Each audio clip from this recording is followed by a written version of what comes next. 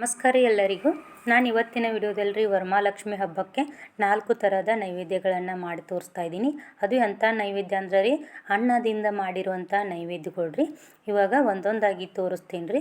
ಅದಕ್ಕಿಂತ ಮೊದಲು ನೀವೇಂಟ್ರೆ ನನ್ನ ಚಾನಲ್ನ ಸಬ್ಸ್ಕ್ರೈಬ್ ಮಾಡ್ಕೊಳ್ಳದೆ ನೋಡ್ತಾ ಇದ್ದರೆ ಪ್ಲೀಸ್ ಸಬ್ಸ್ಕ್ರೈಬ್ ಮಾಡ್ಕೊಳ್ರಿ. ಹಂಗೆ ಬೆಲ್ ಐಕಾನ್ ಪ್ರೆಸ್ ಮಾಡಿರಿ.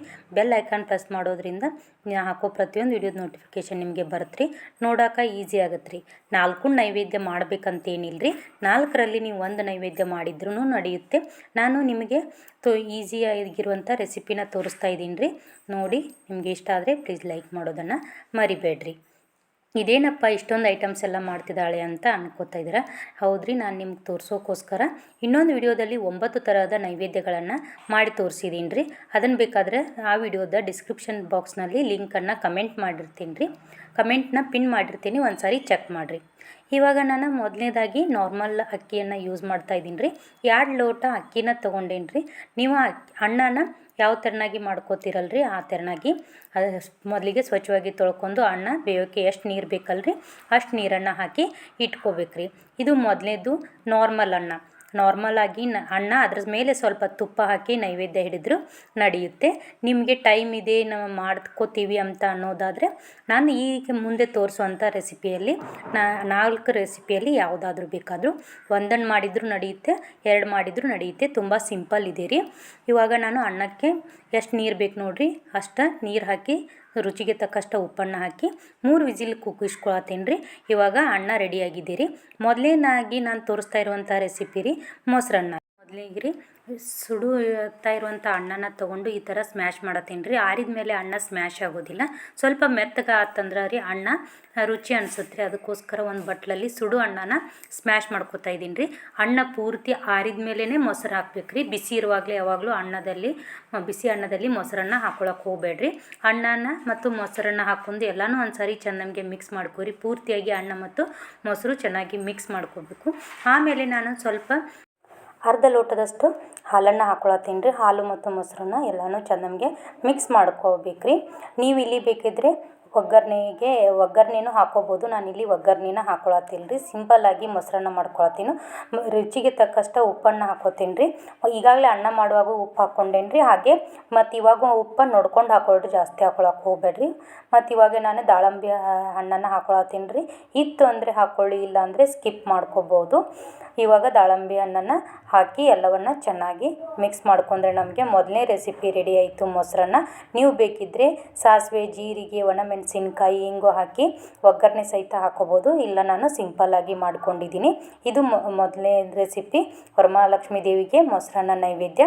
ಇದನ್ನು ಸಹಿತ ನೀವು ಮಾಡ್ಕೋಬೋದು. ಇವಾಗ ನಾನು ಮಾಡಿ ತೋರಿಸುತ್ತಿರುವಂಥ 2ನೇ ರೆಸಿಪಿ ಪುಳಿಯೋಗರೆ.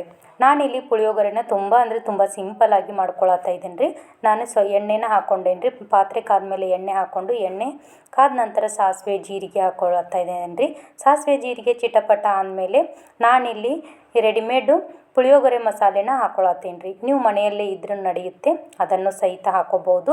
ನಾರ್ಮಲಾಗಿ ನೀವು ಪುಳಿಯೋಗರೆ ಯಾವ ಥರನಾಗಿ ಮಾಡ್ಕೋತೀರಾ ಆ ಥರನಾಗಿ ಮಾಡ್ಕೋಬೋದು. ನಾನು ಇಲ್ಲಿ ನೈವೇದ್ಯಕ್ಕೆ ಅಂತ ಹೇಳ್ರಿ ಈರುಳ್ಳಿ ಮತ್ತು ಬೆಳ್ಳುಳ್ಳಿನ ಯೂಸ್ ಮಾಡದೇ ನೈವೇದ್ಯವನ್ನು ಮಾಡಿ ತೋರಿಸ್ತಾ ಇದ್ದೀನಿ ರೀ. ಇವಾಗ ನಾನು ಒಗ್ಗರಣೆಯಲ್ಲಿ ಪುಳಿಯೋಗರೆ ಮಸಾಲೆನ ಸ್ವಲ್ಪ 2 ಸೆಕೆಂಡ್ನಷ್ಟು ಬಾಡಿಸ್ಕೊಂಡ್ಮೇಲೆ ವೈಟ್ ರೈಸನ್ನು ಹಾಕ್ಕೊಂಡು ಎಲ್ಲನೂ ಒಂದು ಸಾರಿ ಚೆನ್ನಾಗಿ ಮಿಕ್ಸ್ ಮಾಡ್ಕೊಂಡ್ರೆ 2ನೇ ರೆಸಿಪಿ ರೆಡಿ ಆಯಿತು. ಇದು ಕೂಡ ತುಂಬ ಅಂದರೆ ತುಂಬ ಸಿಂಪಲ್ ರೀ.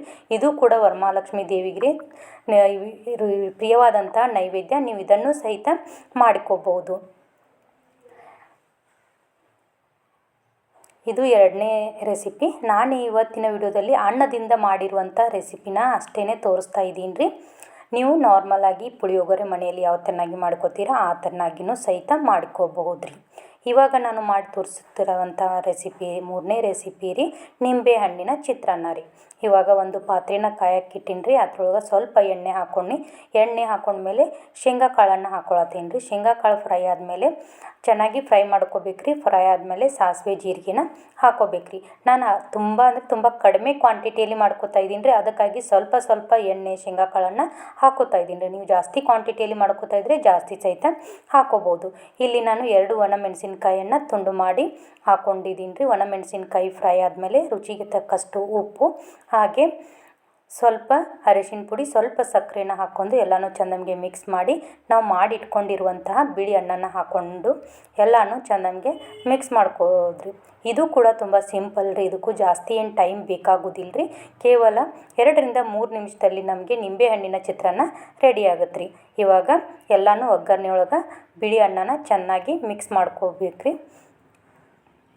ನಾನು ತೋರಿಸ್ತಾ ಇದ್ದೀನಲ್ವ, ತುಂಬ ಅಂದರೆ ತುಂಬ ಕಡಿಮೆ ಕ್ವಾಂಟಿಟಿಯಲ್ಲಿ ಮಾಡಿ ತೋರಿಸ್ತಾ ಇದ್ದೀನಿ.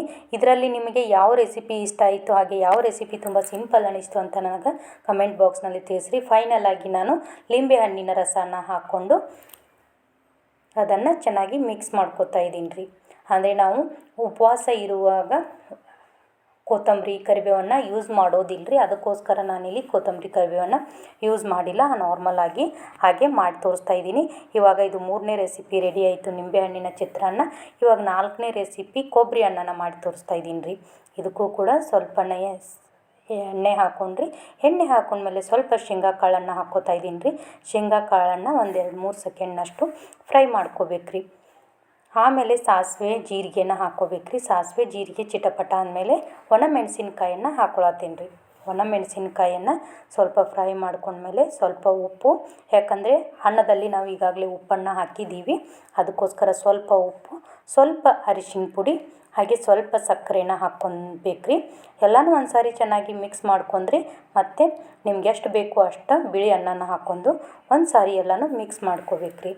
ನಿಮಗೆ ಅರಿಶಿನ ಪುಡಿ ಬೇಕು ಅಂದರೆ ಕೊಬ್ಬರಿ ಅನ್ನ ಮಾಡಿಕೊಳ್ಳುವಾಗ ಹಾಕ್ಕೋಬೇಕು. ಬೇಕು ಅಂದರೆ ಹಾಕ್ಕೊಳ್ಳಿ, ಬೇಡ ಅಂದರೆ ಸ್ಕಿಪ್ ಮಾಡ್ಕೋಬೋದು. ನಾನಿಲ್ಲಿ ಕೊಬ್ಬರಿನ ಸ್ವಲ್ಪನೇ ಯೂಸ್ ಮಾಡ್ತಾಯಿದ್ದೀನಿ, ಜಾಸ್ತಿ ಕೊಬ್ಬರಿನ ಯೂಸ್ ಮಾಡ್ತಾಯಿಲ್ಲ. ನೀವು ಬೇಕಿದ್ದರೆ ಒಣ ಕೊಬ್ಬರಿನೂ ಯೂಸ್ ಮಾಡ್ಬೋದು, ಬೇಕಿದ್ದರೆ ಹಸಿ ಕೊಬ್ಬರಿ ಇತ್ತಂದರೆ ಹಸಿ ಕೊಬ್ಬರಿನೂ ಸಹಿತ ಯೂಸ್ ಮಾಡ್ಬೋದು. ನಾನಿಲ್ಲಿ ಹಸಿ ಕೊಬ್ಬರಿನ ಯೂಸ್ ಮಾಡ್ತಾಯಿದ್ದೀನಿ. ಸ್ವಲ್ಪ ದಪ್ಪವಾಗಿಯೇ ತುರಿದಿಟ್ಕೊಂಡಿದ್ದೀನಿ. ನೀವು ಪೂರ್ತಿಯಾಗಿ ಸಣ್ಣದಾಗಿ ಸಹಿತ ತುರಿದು ಇಟ್ಕೋಬೋದು. ಫೈನಲ್ ಆಗಿ ಕೊಬ್ಬರಿನ ಹಾಕಿ ಎಲ್ಲನೂ ಒಂದು ಸಾರಿ ಚೆನ್ನಾಗಿ ಮಿಕ್ಸ್ ಮಾಡಿಕೊಂಡ್ರೆ ಇವಾಗ ನಮಗೆ 4ನೇ ರೆಸಿಪಿ ಕೂಡ ರೆಡಿ ಆಯಿತು. ನಾನು ಮಾಡಿ ತೋರಿಸಿರುವಂತಹ ನಿಮಗೆ ರೆಸಿಪಿ ಹೆಂಗೆ ಅನಿಸ್ತು ಅಂತ ನನಗೆ ಕಮೆಂಟ್ ಬಾಕ್ಸ್ನಲ್ಲಿ ತಿಳಿಸಿ. ನಾನು ಎಲ್ಲ ರೆಸಿಪಿನೂ ಅನ್ನದಿಂದ ಮಾಡಿರುವಂಥ ರೆಸಿಪಿನೇ. ಇವಾಗ ನಾನು ಲಾಸ್ಟ್ನೇದ್ದು ಇಷ್ಟೊಂದು ಐಟಮ್ಸ್ ಇಡ್ತಾ ಇದ್ದೀನಿ ಅಂದರೆ ಅದೇ ವಿಡಿಯೋನ ತೋರಿಸ್ತಾ ಇದ್ದೀನಿ. ಅಂದರೆ ನಾನು 9 ನೈವೇದ್ಯನ ಮಾಡಿದ್ದೆ, ಅದನ್ನು ಕಮೆಂಟ್ ಬಾಕ್ಸ್ನಲ್ಲಿ ಪಿನ್ ಮಾಡಿರ್ತೀನಿ. ನಿಮಗೆ ಆ ವಿಡಿಯೋನು ಸಹಿತ ನೋಡ್ಬೋದು. ಅದು ಕೂಡ ತುಂಬ ಸಿಂಪಲ್ ಆಗಿದ್ದಾವೆ. 9 ಥರದ ನೈವೇದ್ಯಗಳನ್ನು ಮಾಡಿದ್ದೀನಿ. ನಿಮ್ಗೆ ಯಾವ್ದು ಈಸಿ ಅನಿಸುತ್ತೆ ಆ ನೈವೇದ್ಯನೂ ಮಾಡ್ಬೋದು. ಹಾಗೆ ಒಬ್ಬಟ್ಟಿನ ವಿಡಿಯೋನು ಸಹಿತ ಅಪ್ಲೋಡ್ ಮಾಡಿದ್ದೀನಿ, ಅದನ್ನು ಸಹಿತ ನೋಡ್ಬೋದು. ನಾನು ತೋರಿಸಿರುವಂಥ ರೆಸಿಪಿ ನಿಮಗೆ ಹೆಂಗೆ ಅನಿಸ್ತು ಅಂಥೇಳಿ ನನಗೆ ಕಮೆಂಟ್ ಬಾಕ್ಸ್ನಲ್ಲಿ ತಿಳಿಸ್ರಿ.